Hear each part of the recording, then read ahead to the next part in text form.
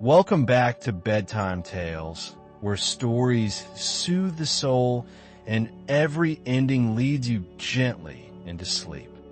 I'm Thomas, and tonight I invite you into a quiet, emotional journey, one that begins with heartbreak and ends with healing. Our story is called The Quiet Goodbye. It's about Emily, a young woman who leaves behind a cold, loveless home in search of something more. Her peace, her voice, her self-worth. Along the way, she discovers that sometimes walking away is the bravest thing you can do, and that a new life doesn't always begin with fireworks. It begins with a whisper. But here's what I want you to think about as you listen tonight. What would you do if you realized your life was no longer your own? Have you ever stayed somewhere too long, hoping things would change? And could a goodbye ever be a gift in disguise? Stay with me through the end of this story. I promise it's one of those tales that settles into your heart and stays with you long after the last word. Now take a deep breath, get cozy, and let's begin the quiet goodbye. The house on Maple Street. The sun had barely risen over the rooftops of the small Midwestern town when Emily stood quietly at the kitchen window of the Miller house. Outside, frost still clung to the brittle grass in the front yard, and the skeletal trees lining Maple Street swayed gently in the morning breeze. The Miller home, a two-story colonial painted pale blue, sat quietly at the end of the cul-de-sac. From the outside, it looked serene, even idyllic. Inside, however, the silence felt heavy and brittle. Emily wrapped her hands around a warm mug of coffee, her fingers stiff from the cold that always seemed to linger in this house, despite the heating. It had been 3 months since she married Daniel and moved in with him and his mother. 3 long, lonely months. At first, she tried to be optimistic. Daniel was sweet and caring during their courtship. He had a calm demeanor, a kind smile, and always listened attentively. But ever since their wedding, that warmth had become rare. Daniel was still kind but distracted, constantly citing work at the auto shop as an excuse to avoid the house. Emily couldn't blame him entirely. Living under the same roof as his mother, Mrs. Miller, was a challenge of its own. Mrs. Miller was a traditionalist. Her beliefs were firmly rooted in old-fashioned ideas about family, gender roles, and appearances. She rarely expressed affection, and when she did speak, her words were often cloaked in passive aggression. A woman who can't carry on the family line is like a broken branch, she'd remarked during breakfast one morning. Just days after Emily had moved in, Emily had pretended not to hear, but the words had landed like shards of glass in her chest. They had been trying to conceive, of course, but nothing was guaranteed in only 3 months. Still, Mrs. Miller behaved as if Emily had already failed. The days passed in a quiet rhythm of chores and strained small talk. Emily woke early to prepare breakfast, hoping each day that something, anything, might thaw the chill in the house. But her efforts rarely yielded more than a few curt nods or a disapproving glance from Mrs. Miller. Daniel, on the other hand, seemed to drift further away. He would leave early, return late, and when they were alone, he would offer a weak smile and a tired excuse. Sorry, Eminesia. It was a long day. Let's talk tomorrow. Tomorrow never came. That morning, Emily decided to take more initiative. She prepared a hearty breakfast, scrambled eggs with herbs, bacon, freshly baked biscuits, and a pot of chamomile tea, Mrs. Miller's favorite. She even folded the napkins neatly and set the table with the fine china. When Mrs. Miller entered the kitchen, she paused, eyebrow raised. Emily offered a warm smile. "Good morning, Mrs. Miller. I thought I'd make something special today." The older woman said nothing at first. She walked to the table, picked up a fork, and sampled the eggs. She chewed slowly, then placed the fork down with a loud clink. "Too salty," she muttered. "Biscuits are dry." Emily felt her stomach tighten. "I'll do better next time. I'm still getting used to the oven." Mrs. Miller didn't respond. She poured herself tea and sipped in silence. Emily sat down across from her, her appetite gone. She could feel every second ticking by on the old grandfather clock in the hallway. When Daniel finally joined them, he offered a tired nod, sat, and began eating without a word. Emily searched his face for some acknowledgement, a smile, a glance, anything. But his eyes stayed on his plate. After a few minutes, Daniel cleared his throat. "I need to head to the shop early today. We're short-staffed." Emily hesitated. "I thought maybe we could go for a walk later. Just you and me? It's been a while." Daniel looked up briefly, then back at his plate. "We'll see." Mrs. Miller chuckled softly. "He's got work to do, Emily. Not everyone has time to daydream." Emily bit her lip and nodded. After Daniel left, she cleaned the kitchen meticulously, her movements stiff. She scrubbed every dish, wiped every surface, trying to quiet the swirl of emotions inside her. But no amount of cleaning could erase the ache in her chest. By late afternoon, Emily found herself sitting on the porch swing, wrapped in a thick cardigan. The street was quiet, only the occasional car passing by. A group of children played down the block, their laughter carried by the wind. She remembered the life she'd imagined. A cozy home, a supportive partner, a family built on love and understanding. Instead, she felt like a stranger in her own marriage, a guest in her own home. As the sun dipped below the rooftops, Emily closed her eyes and breathed deeply. She didn't cry. Not yet. The tears would come later in the quiet of night, when the weight of everything felt heaviest.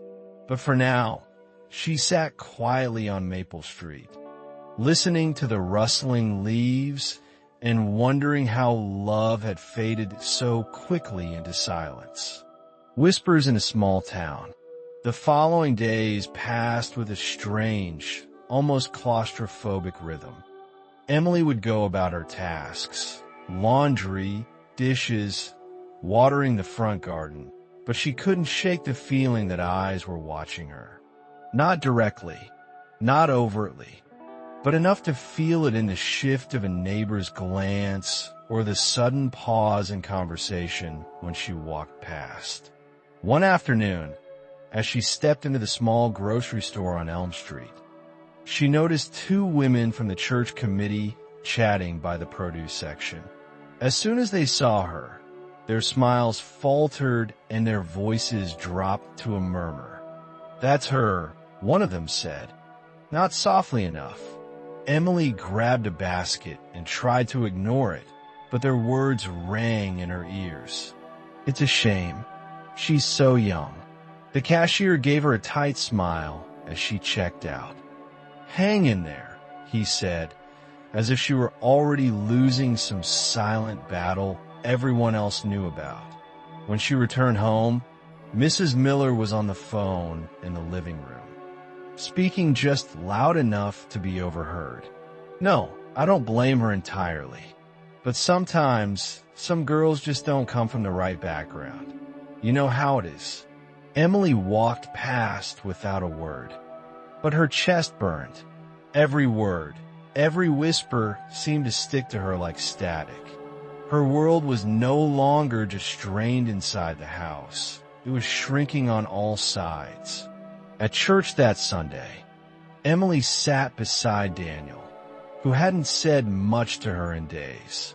During the sermon, she noticed the glances. A few women turned to look at her with faces full of sympathy. Others didn't look at all.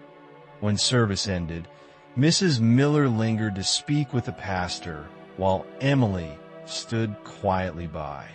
"She's doing her best," the pastor said kindly to Mrs. Miller. "Marriage takes time." "Of course, Mrs." Miller replied, nodding, her voice honey-sweet. "But it also takes the right match, doesn't it?" Later that evening, Emily confronted Daniel. "Do you hear what people are saying? Your mother is turning everyone against me." Daniel sighed. "She's just worried about the family. It's not personal." Emily stepped back, her voice low but firm. "It's entirely personal, and you're letting it happen." He rubbed his eyes. "You don't know how she gets when she feels threatened. I'm trying to keep peace." "At what cost?" she whispered. Daniel didn't respond. In the following weeks, Emily withdrew. She stopped going to community events. She avoided the church, the store, the cafe.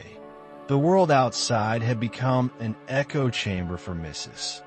Miller's whispered judgments, and inside the house, the silence was worse. One late night, after another awkward dinner and a locked-door evening, Emily sat in bed, scrolling through old photos on her phone.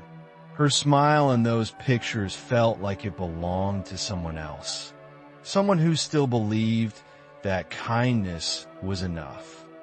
The final straw came 2 weeks later when a flyer arrived in the mail.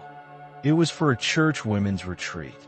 At the bottom, in neat cursive, someone had written, "Perhaps a little time away will help you reflect." There was no name, but Emily knew the handwriting.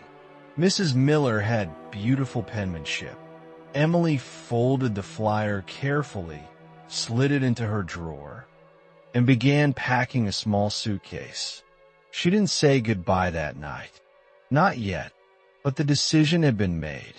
The house on Maple Street was no longer her home. Return to Willow Creek.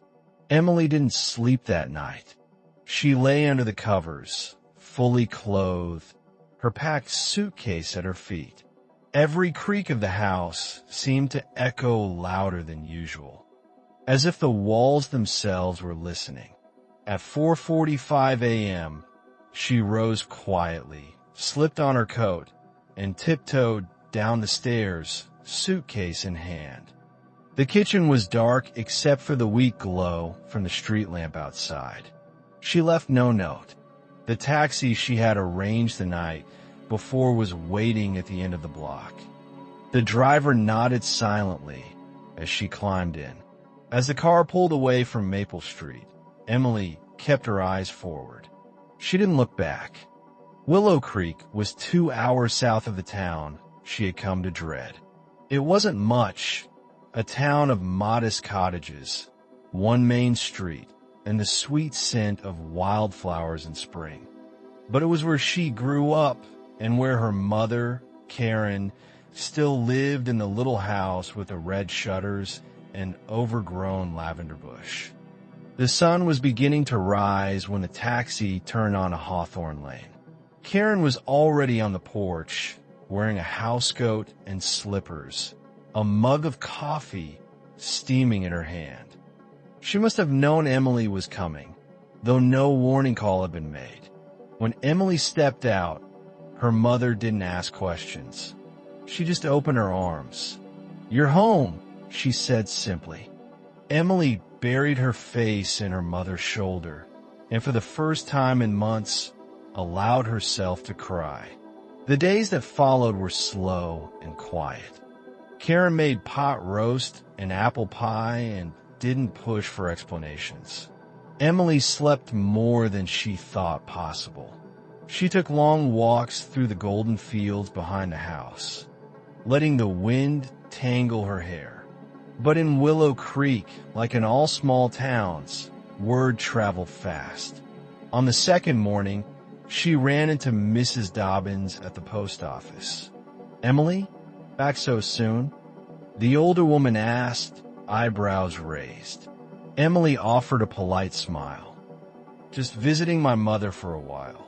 Mrs. Dobbins leaned in slightly. "I heard things were a bit tense over there with the Millers." Emily said nothing. Gossip in Willow Creek wasn't cruel, exactly, just persistent like a slow, leaking faucet. She began helping her mother around the house, clearing out the attic, replanting the herb garden, painting the worn fence out front. The work helped her feel grounded. One afternoon, while sorting through a box of old linens in the attic, she found a stack of letters her father had written to Karen during their early years together. Emily sat cross-legged on the wooden floor, unfolding one after another, reading the tender words. It reminded her of something she once believed in, a quiet, patient kind of love. Later that week, Emily stopped by Willow Creek Market to pick up baking flour. As she stepped into the shop, she heard a familiar voice. "Emily Richards?" She turned to find Nathan standing by the coffee shelf, a bag of beans in his hand and a surprised smile on his face. He looked older than she remembered, his hair slightly longer, a bit of scruff on his chin, but the same steady eyes and gentle demeanor. "Nathan, I didn't know you were back in town. Just moved back a few months ago. Open up that little cafe on Main Street. You should stop by sometime." "I'd like that," she said. And for the first time in days, her smile reached her eyes. That weekend, Emily visited the cafe, a cozy space called The Lantern. Soft jazz played from vintage speakers, and warm light filtered through lace curtains.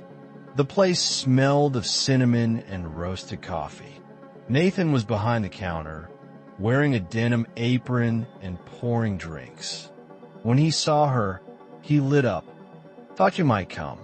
Your coffee's on the house." They sat near the window, catching up over hot lattes. Emily didn't tell him everything. Not yet, but he listened without probing. "I'm glad you're here," he said. "This town needs people like you." She looked down at her cup. "I'm not sure I even know who I am anymore." "That's the best part," Nathan replied. "You get to find out." That night, Emily lay awake in her childhood bedroom, staring at the glow-in-the-dark stars still stuck to the ceiling. Her world had changed so much, yet here she was, in the room where she once dreamed of fairy tale weddings and a life filled with laughter. And yet, what she had experienced was real. It was heartbreak, disillusionment, betrayal, but also survival. And now, slowly, it could become something new. Outside, the wind rustled through the trees. Emily turned over, pulled the quilt to her chin, and whispered to herself, "I'm still here. And that has to count for something." Tea with Mrs. Thompson. It was a Thursday afternoon when Emily found herself meandering through the park on the edge of Willow Creek. The sky hung heavy with low clouds, but the air was warm, carrying the scent of honeysuckle from nearby hedges. She had just come from the Lantern, where Nathan had slipped her a fresh croissant and smiled that familiar, reassuring smile. Her footsteps, light from the brief warmth of their conversation, slowed as she approached the old iron bench beneath the chestnut tree. There, as if waiting for her, sat Mrs. Thompson. The elderly woman had always been somewhat of a mystery in Willow Creek. Reserved but kind, her garden always in full bloom, her porch adorned with wind chimes. Emily had seen her around town often as a child, always with a woven basket and a linen scarf around her neck. Today was no different. The scarf was blue, embroidered with tiny forget-me-nots. "Afternoon, Emily," Mrs. Thompson said, her voice a warm alto, like honey stirred into tea. Emily blinked.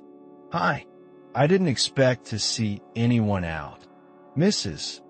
Thompson smiled and patted the bench beside her.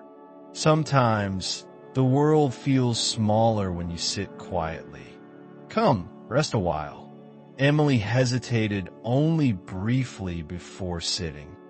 The bench creaked softly beneath them. For a while, they just watched the breeze move through the grass. Two women from different chapters of life, linked by something unspoken. "You left him, didn't you?" Mrs. Thompson asked gently, her eyes never leaving the horizon. Emily inhaled slowly. Yes. There was no judgment in the older woman's voice, only quiet acknowledgement. "It takes courage, more than people admit." Emily kept her gaze downward, hands folded in her lap. It didn't feel brave. It felt like drowning, like giving up. Mrs. Thompson gave a small "Sachako." "Oh, darling, drowning is when you stay. Leaving is when you swim for sure." Emily turned to her, startled. "I stayed," Mrs. Thompson continued. 42 years. Raised children in a house where I wasn't seen. Lost parts of myself I didn't even know existed until I was too old to reach for them again. Emily was quiet. "And the worst part," Mrs. Thompson said, leaning back against the bench, "was that no one ever called it abuse. Not when it was coldness. Not when it was silence. Not when love became a transaction. But it wears you down just the same." Emily blinked back sudden tears. "You can start again," the older woman said. "And you're doing it, whether you believe it yet or not." A bird landed near their feet, pecking at the grass, then flitted off. "You know," Mrs. Thompson said after a pause, "after I was widowed, I thought I'd be free. But I didn't even know who I was anymore. I had to learn." Emily nodded slowly. "That's how I feel now. Like I don't even have a blueprint for who I'm supposed to be." Mrs. Thompson tilted her head thoughtfully. "Then make your own. That's the gift of loss. It tears you down. Yes, but it makes space." They sat in silence for a long while. Eventually, Mrs. Thompson reached into her bag and pulled out a thermos and 2 porcelain cups wrapped in a cloth napkin. "Chamomile and mint," she said. "Brewed it this morning. Thought I might meet someone in need of a cup." Emily laughed softly and accepted the cup. The warmth seeped into her palms. "What you're doing now," Mrs. Thompson said, "healing, rebuilding, choosing, you're breaking a cycle. Your children, if you have them one day, they'll thank you." Emily looked up at the overcast sky, then into the steam curling from her cup. "Do you ever miss him? Your husband?" Mrs. Thompson was silent for a moment. Then she said, "I miss the idea of who he could have been, not the man he was." Emily nodded, understanding more than she ever had. When she got home that evening, Emily felt still, not joyful, not light, but steady, like she had planted her feet somewhere she could grow roots. She wrote in her journal for the first time in years. 1 page, just a note to herself. You left because you mattered. You stayed gone because you believe you can begin again. And just before sleep took her, she whispered into the quiet, "Thank you, Mrs. Thompson." The offer. The bell over the door chimed softly as Emily stepped into the lantern the next morning. The cafe smelled of warm cinnamon rolls and freshly ground coffee. It was early, barely 8 a.m., but already a few regulars occupied the tables. An elderly couple by the window, a college student with headphones tapping away at a laptop. Nathan stood behind the counter arranging a tray of croissants. When he saw her, his face lit up with that easy smile she'd come to recognize as genuine. "Morning, stranger," he said. "You're up early." "Couldn't sleep," Emily replied, slipping onto a stool near the counter. "Figure I'd come mooch a cup of that magic coffee you make." Nathan laughed and began pouring her a mug. "On the house, as always." He handed her the coffee and leaned against the counter. "Actually, I was hoping you'd come by. I've got something to ask you." Emily raised an eyebrow. "Should I be nervous?" "Only if you hate good news." She sipped her coffee, waiting. Nathan took a breath. "So here's the thing. Business has been picking up more than I expected this early. I'm managing okay, but I could really use someone to help run things. Someone I trust." Emily tilted her head. "You're asking me to work here?" "More than that," he said. "I want you to help manage it. Help shape it. You've got the eye and the soul for it. I've seen the way you look at this place." She was stunned. "Nathan, I don't even have experience running a cafe. I've never done anything like this." "Neither did I until I started this place," he said with a grin. "But I know you. You're organized, you're creative, and you care. That's more than half the job. The rest, you'll pick up." Emily looked down at her cup. The idea stirred something in her, equal parts excitement and fear. "I don't know. It feels like such a big step." "Big steps are how we move forward," Nathan said gently. "I know you've been through hell, but you've got this strength in you now. I can see it." They were quiet for a moment, the hum of the espresso machine and the low jazz filling the space between them. "Will you think about it?" he asked. Emily nodded slowly. "Yeah, I will." That afternoon, she wandered through town, mulling it over. She passed the bookstore where she used to spend hours as a teenager, the antique shop that still had the same owner, the park where she once kissed Daniel under the oak tree. Life here had moved forward while she had been stuck. Back at home, she found her mother in the garden trimming rosemary. "You've got that look," Karen said, glancing up. Emily smiled. "Nathan offered me a job, running the cafe with him." Karen's eyes sparkled. "And what does your gut say?" Emily hesitated. "It says yes, but my fear says wait." Karen wiped her hands on her apron and came to sit beside her daughter. "Fear is just a sign that you're on the edge of something meaningful. Don't let it keep you small." That night, Emily sat in bed with a notebook open on her lap. She started scribbling ideas, ways to decorate the cafe, a small weekly book club, seasonal drink menus. The more she wrote, the more alive she felt.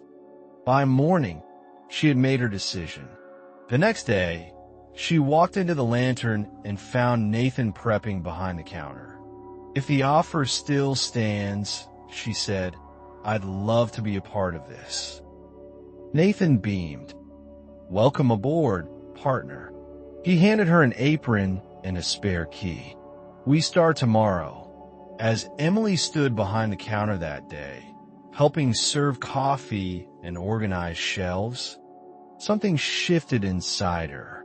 This was her fresh start, not just escape from her past, but a step towards something entirely new.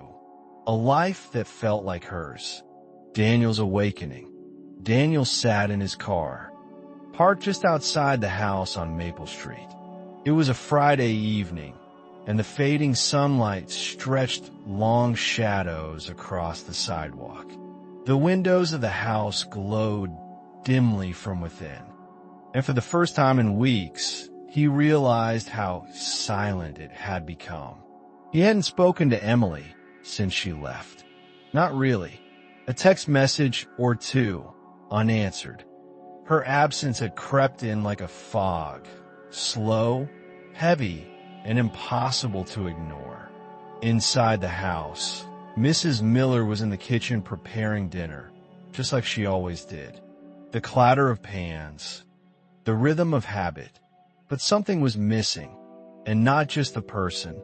It was the warmth, the color, the breath that had once made their home feel alive.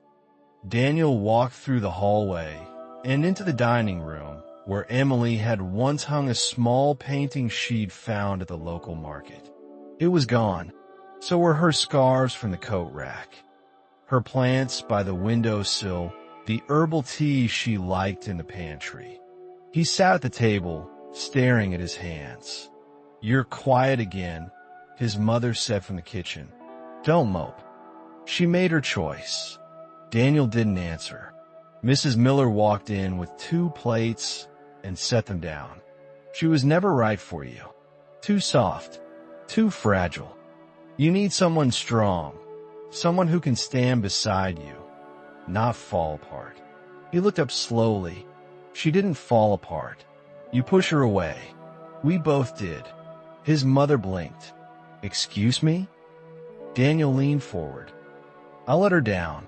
I stood there and watched while you picked at her, judged her, made her feel like a stranger in her own home. And I said nothing. Because you knew I was right." "No," he said, his voice sharper now. "Because I was a coward." Mrs. Miller's face hardened, but Daniel didn't flinch. "She loved me. She believed in me, even when I gave her nothing to hold on to. And I just let her walk away." He stood abruptly, leaving the plate untouched. His heart pounded. For the first time, he felt the weight of his silence, and how much damage it had done. That night, Daniel found himself driving aimlessly. He passed the old baseball field, the closed movie theater where they had their first date, the flower shop Emily liked. All these places haunted him now. Finally, he stopped in front of the lantern. It was closed, the lights dimmed, but he saw her through the window, stacking chairs and wiping down counters. She looked peaceful, whole. He didn't knock. He couldn't. Not yet. Instead, he sat in the car for a long time, watching. Not in a way that intruded, but like someone looking through glass at something they used to know, someone they used to love. When he finally drove home, the streets were empty. Over the weekend, Daniel tried to reach her again. He wrote a letter. Simple, honest. "Emily, I'm sorry it took me losing you to realize how much I failed you. I was afraid to stand up for you, afraid to stand up to my mother, and too afraid to even face myself. You were brave. You still are. And I hope whatever life you're building now gives you the peace and joy you always deserved. I'm not writing to win you back. I just needed you to hear this. I see it now. I see you. And I'm so sorry I didn't sooner." Daniel, he didn't know if he should send it, but he folded it carefully, placed it in an envelope, and left it at the lantern the next morning before they opened. He didn't wait for a reply. Sometimes awakening wasn't about winning someone back. It was about waking up to yourself and finally understanding what it meant to love someone enough to let them go. The reunion. Emily found the letter the next morning tucked beneath the bakery invoices. It was a plain white envelope, no address, just her name in Daniel's familiar handwriting. She stared at it for a moment before slipping it into her apron pocket, unsure if she wanted to read it during the morning rush. But hours later, after the last customer had left and the cafe had settled into the lull of early afternoon, She sat in the corner booth, unwrapped the envelope, and began to read. Her hands trembled slightly, but her heart did not race. There was no panic, no immediate surge of sorrow, just a quiet ache like pressing on a healed bruise. As her eyes moved down the page, she felt a single tear slide down her cheek. She wiped it away without fanfare and folded the letter neatly, tucking it back into the envelope. Later that evening, Nathan found her still sitting in the booth. "You okay?" "Yeah," she said, offering a small smile. Just reflecting, he didn't ask more, just handed her a hot cup of tea and sat across from her in silence. She appreciated that more than words. The next day, Emily did something she hadn't done in a long time. She wrote a letter back. "Daniel, thank you for your words. I read them, and I believe you mean them. You were right. I was brave, but I wasn't brave because I wanted to be. I was brave because I had no other choice. It's taken time to feel steady again, to trust my own breath and thoughts. But I'm getting there. I don't know what this means between us. I'm not ready to make any promises, but I'm willing to talk. If you'd like to meet, I'll be at Willow Creek Park Saturday at 10 a.m. That's all. Emily." She dropped the letter off at his garage that afternoon and returned to the lantern without looking back. Saturday arrived cloudy and cool. Emily wore a gray sweater and jeans, her hair pulled back simply. She brought no expectations with her to the park, only questions, and perhaps a hope she didn't want to admit. Daniel was already sitting on the bench when she arrived. He stood as she approached, his posture uncertain but sincere. He looked tired, but not in a defeated way, more like someone who had been doing a lot of thinking. "Hi," he said. "Hi," she replied, sitting down beside him, but not too close. A beat passed.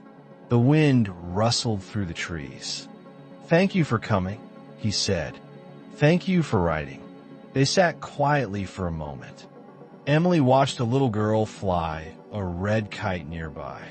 It dipped and tugged against the breeze. "I don't know what to say," Daniel admitted. Emily smiled faintly. "You said a lot already." He looked down. "I was so afraid of rocking the boat, of challenging my mom, of confronting anything real. But the truth is, I lost you long before you walked out. I just refused to see it. I lost myself," Emily said softly, "trying to please everyone, trying to make a life where I didn't belong." Daniel looked over at her. "You belong wherever you decide to. And I see now that I had no right to ask you to stay in a place that hurt you." They sat in silence again, but it wasn't cold this time. It felt necessary. "Are you happy?" he asked. Emily thought for a moment. "I'm becoming." Daniel nodded. "I don't want to undo what you've built. I just wanted you to know that I see you. Fully. Finally." She turned to him. "I'm not coming back, Daniel. Not to the way things were." "I know," he said. "That's not what I'm asking." He reached into his coat and pulled out a small envelope.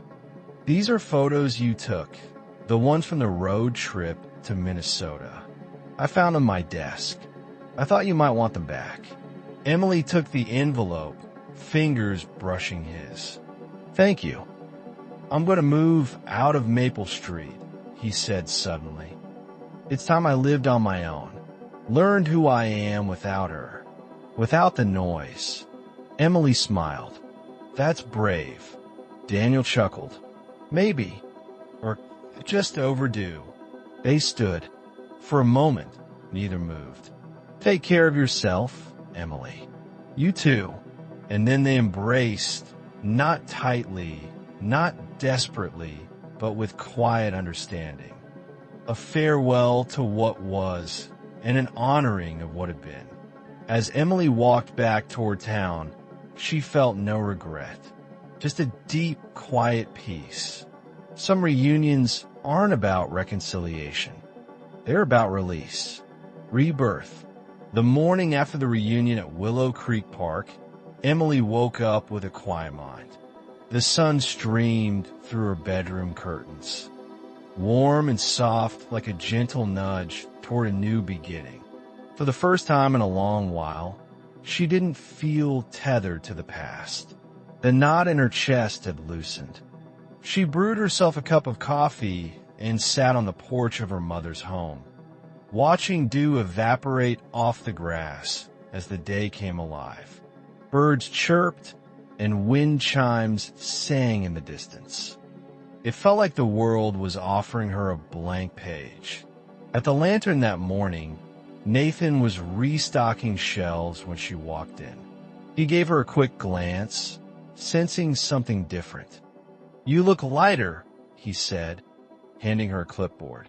"I feel lighter," she said with a smile. They dove into the day's work, prepping pastries, arranging displays, and greeting customers. But something about the energy was different. Emily moved with purpose. Her smile was real, her voice steady. Even regulars noticed. "Good to see you glowing, Emily, Mrs." Dobbins commented as she took her usual tea. By mid-afternoon, Nathan pulled her aside. "I've been meaning to ask you something. Would you want to co-host a town event here at the cafe?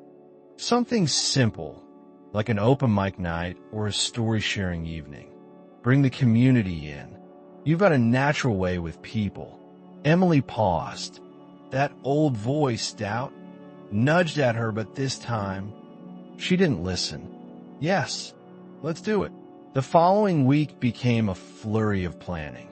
Emily created flyers, crafted hand-lettered signs, and worked with Nathan to string up twinkle lights in the back courtyard.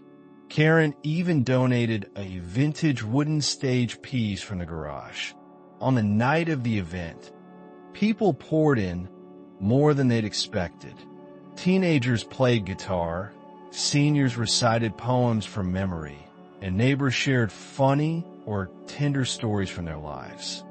When Emily stepped up to welcome everyone, her voice was calm and clear. "Thank you for being here tonight. Community is built not just through grand gestures, but through moments like this, sharing who we are and listening with open hearts." Applause followed, but what stayed with her was the look on Nathan's face, quiet pride. In the weeks that followed, Emily began sketching out ideas for a business partnership, expanding the cafe's offerings to include artisanal goods from local makers. She met with small vendors, curated shelves of handmade candles, journals, and preserves. The lantern slowly transformed into more than a cafe.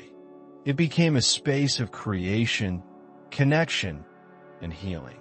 One morning, as she arranged a new display of lavender-infused honey, Nathan approached her with 2 cups of coffee.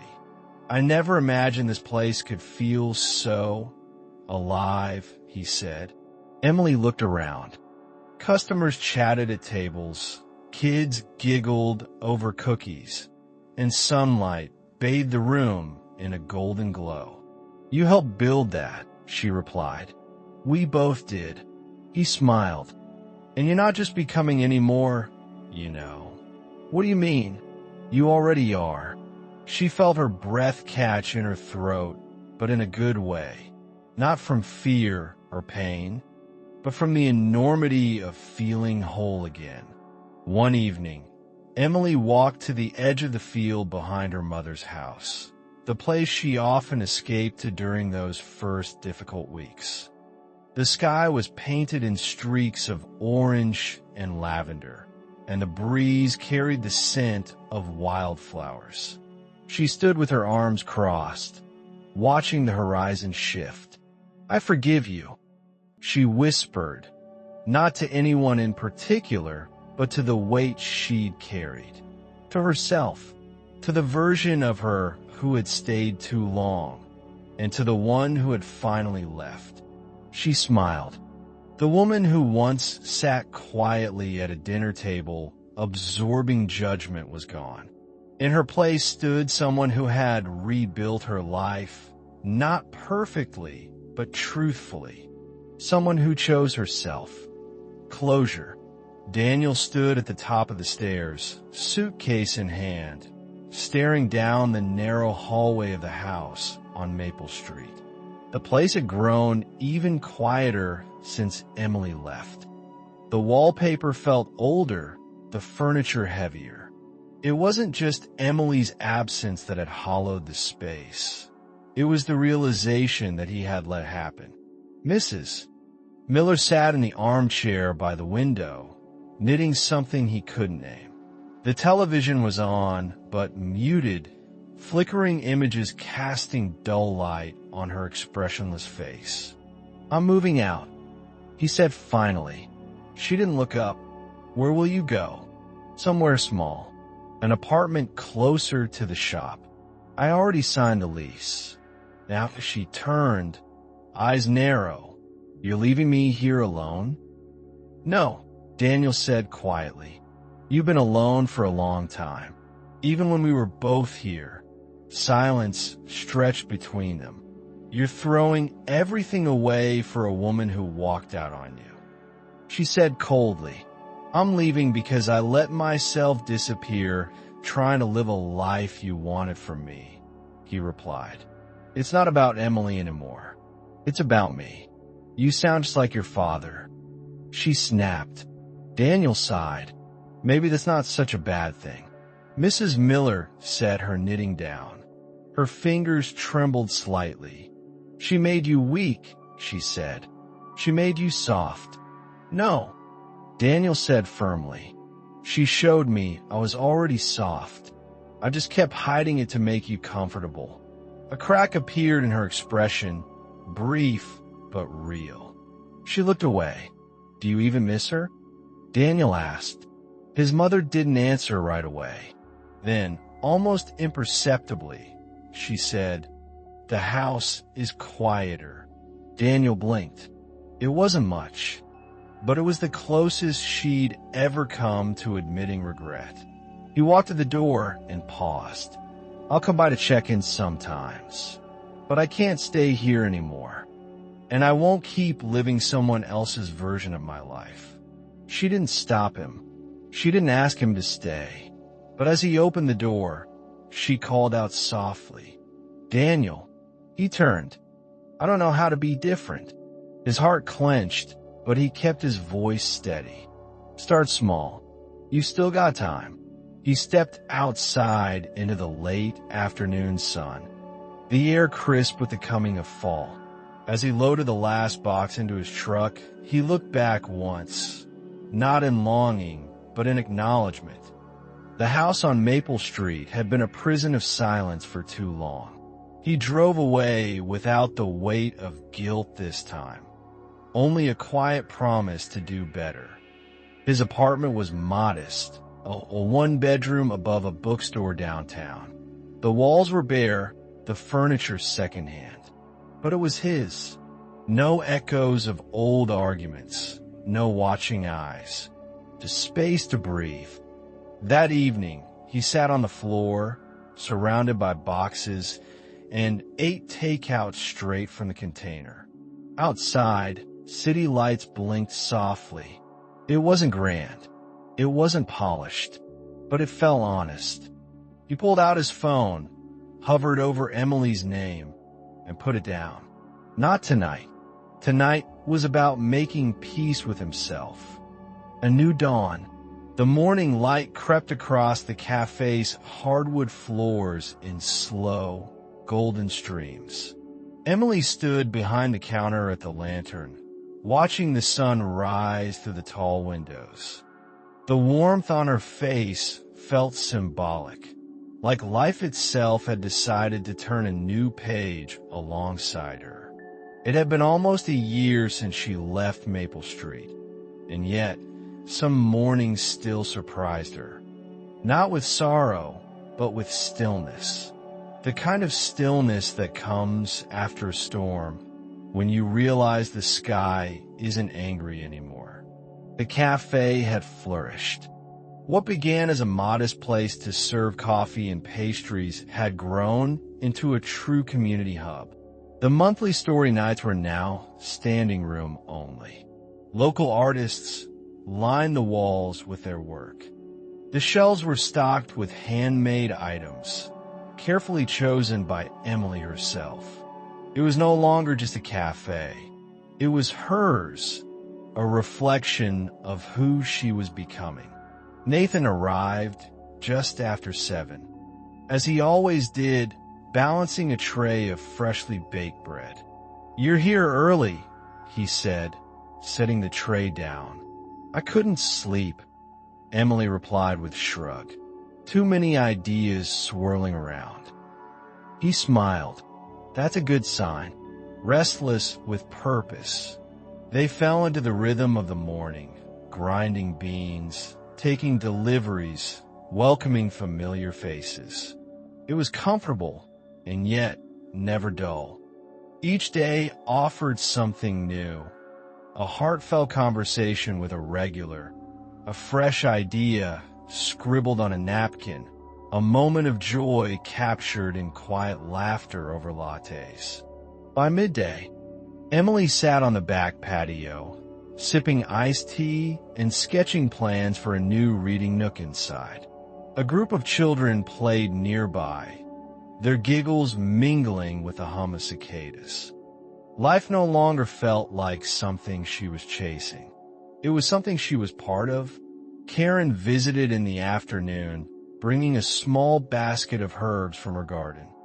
"Thought you could use these for your teas," she said, handing them over with a smile. Emily took the basket and hugged her mother tightly. "Thank you for everything." Karen looked her in the eyes. "You did the work, sweetheart. I just stood by and clapped when you needed it." Later that week, Emily stood in her small apartment above the florist shop on Main Street, sorting through a box she hadn't opened in months. Inside were bits and pieces of her old life. Faded photos, handwritten notes, an old scarf she used to wear on cool nights at the Miller house. She picked up a picture of her and Daniel, taken during happier days, and stared at it without pain. Just memory. She smiled softly, placed it back in a box, and closed the lid. She didn't need to throw the past away. She just didn't need to carry it every day. On the anniversary of her arrival in Willow Creek, Nathan surprised her with a gathering at the Lantern. The courtyard was filled with friends, fairy lights, and music.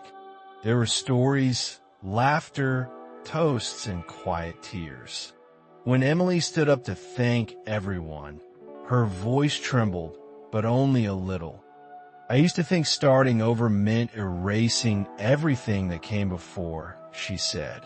"But I've learned it's more about weaving those threads into something new, something stronger." Applause filled the courtyard.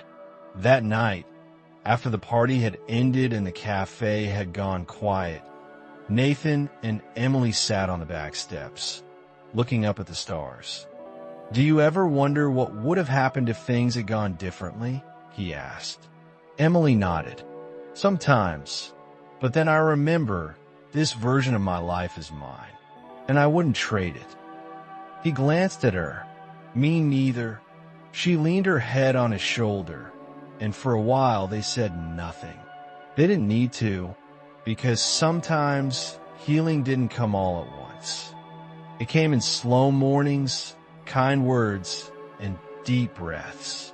And in the end, it arrived like sunlight, quiet, steady, and full of promise. A new dawn. Thank you for staying with Emily's journey all the way to the end.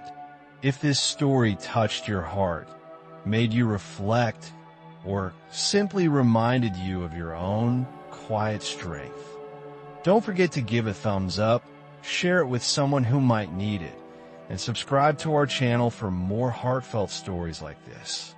We'd love to hear from you. Drop a comment below. Have you ever had to let go to find yourself again? Because the biggest lesson from this story is this. Sometimes, walking away isn't weakness. It's the beginning of becoming who you were meant to be. Until next time, take care of your heart. And remember, every ending could be a new dawn.